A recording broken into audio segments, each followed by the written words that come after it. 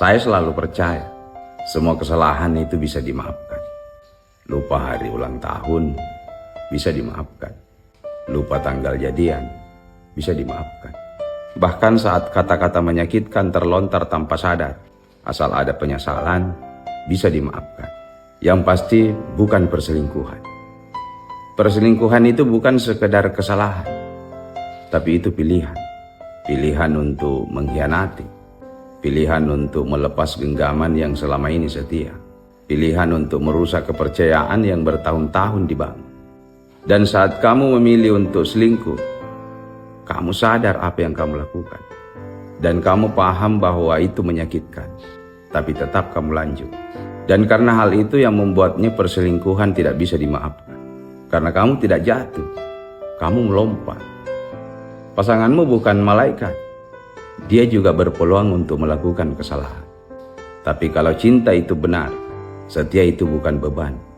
Itu bentuk penghargaan. Jadi kalau kamu tanya kenapa perselingkuhan itu tidak bisa dimaafkan, karena dari semua luka yang pernah diberi kesempatan untuk sembuh, pengkhianatan adalah satu-satunya luka yang akan dibiarkan untuk terus menganga. Biar menjadi momen untuk menegaskan bahwa tidak semua yang patah wajib disambung kembali. Penderitaan tersulit itu bukan ditinggal, bukan pula dikhianati. Tapi saat seseorang hadir dalam hidup, rasanya dia separuh dari dirimu. Tapi kenyataannya, dia bukan takdirmu. Sakit ya? Kau bisa lihat dia setiap hari, tapi tidak bisa kau miliki. Kau tahu semua tentang dia, tapi bukan kau yang dia peluk saat dunianya runtuh. Dia dekat, tapi tidak pernah jadi milik. Dan itu lebih menyiksa daripada kehilangan. Karena kau tidak pernah benar-benar punya apapun untuk hilang. Dia bukan milikmu, tapi dia menghuni setiap sudut hatimu.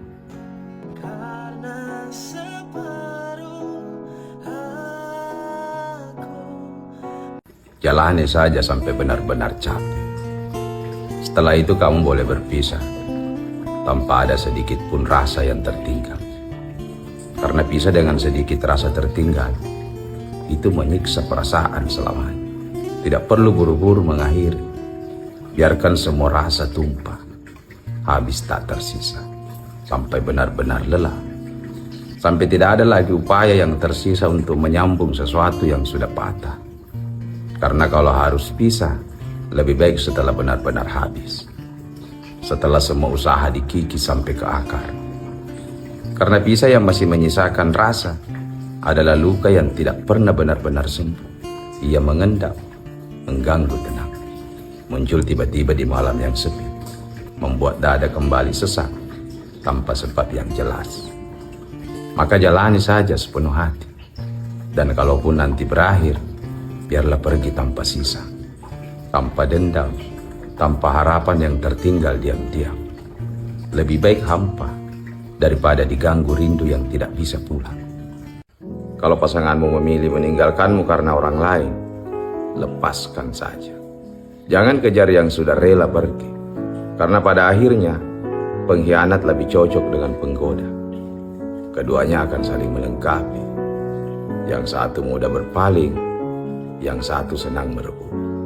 Dan kamu terlalu berharga untuk terlibat dengan kisah murahan seperti itu. Selamatkan dirimu sebelum kamu ikut rusak karena cinta yang salah arah. Mungkin kamu pernah dengar kalimat mencintai tidak harus memiliki.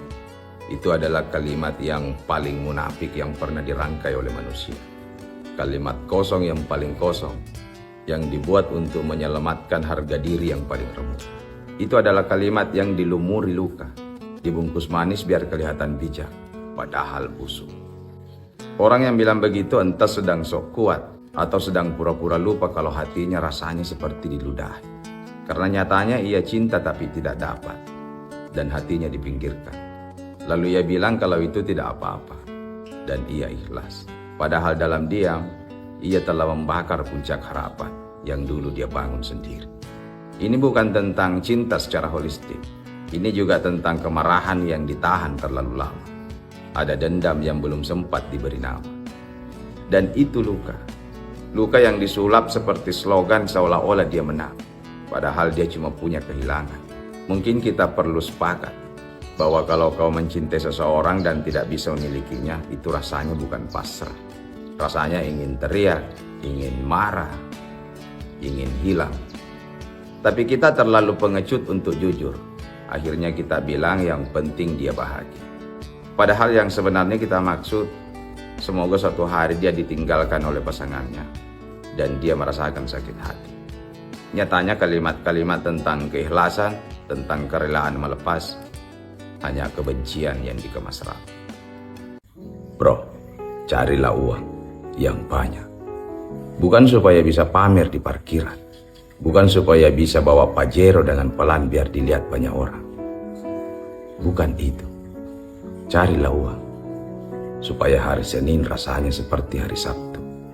Supaya bangun pagi bukan beban, tapi pilihan. Supaya kamu bisa memilih pergi ke tempat kerja atau tidak, yang selalu membuatmu bosan. Dan supaya kamu bisa berhenti berpura-pura kuat. Uang bukan segalanya.